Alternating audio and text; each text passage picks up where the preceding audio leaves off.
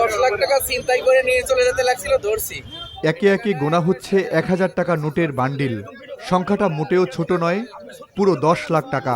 ভর দুপুরে মতিঝিলের নটরডেম কলেজের সামনে তখন লোকজনের ভিড়। সবার মুখে একটাই প্রশ্ন, এই বিপুল পরিমাণ টাকা আসলে কার? সময় তখন বেলা 11টা। বেসরকারি চাকুরিজীবী আবু সাইদ অফিসের কাজে দাঁড়িয়েছিলেন মতিঝিল নটরডেম কলেজের সামনে। হঠাৎ দেখলেন এক ব্যক্তি রাস্তায় পড়ে গেলেন। সাথে থাকা ব্যাগ থেকে ছড়িয়ে পড়ল বান্ডিল বান্ডিল টাকা। কিন্তু অদ্ভুত ব্যাপার, সেই ব্যক্তি টাকা না তুলেই দৌড়াতে থাকেন সামনের একটি রিকশার পেছনে। ঠিক তখনই সিনেমার ভিলেনের মতো এন্ট্রি হন অন্য এক ব্যক্তি। নিমিষে রাস্তা থেকে সেই টাকার ব্যাগ কুড়িয়ে নিয়ে দৌড়ে পালানোর চেষ্টা তার। উঠে পড়েন অন্য একটি রিকশায়। কিন্তু দৃশ্যটি এড়ায়নি সাইদের। এক মুহূর্ত দেরি না করে বাজ পাখির মতো ছো মেরে চলন্ত রিকশায় উঠে পড়েন তিনি।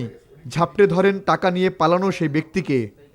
টাকাও পড়ে গেছে, ওনার ওখানে ব্যাগ ছিল, কাগজপাতি ছিটে গেছে। উনি টাকা রেখে উনি তো টাকা রেখেই, ওনার মনে হয় আরও টাকা ছিল।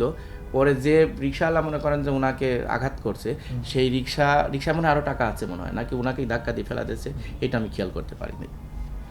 তখন উনি ওই রিক্সার পিছনে পিছনে টাইনে ধরে পরে এরকম বুক ওই রিক্সা বাধা দিয়ে উনি ওই যে ঝুলতে চলে গেল।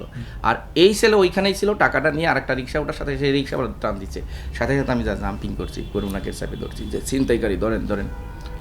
আমি চাই আপনাদের মাধ্যমে যে এই টাকাটা প্রপারলি যার, তার তো পরিশ্রমের টাকা, তার বাসায় গেলে পর আমি খুশি হব। কারণ পুলিশ ভাইদেরকে এটাই বলে আসছি যে আপনারা যদি তাদের কাছে পৌঁছে দেন তাহলে রোজা রমজানের দিন আমার রিস্কটা হচ্ছে সার্থক হবে। সাইদের সাহসী পদক্ষেপে মুহূর্তেই সেখানে লোক জড়ো হয়ে যায়। ফোন দেয়া হয় জাতীয় জরুরি সেবা 999-এ।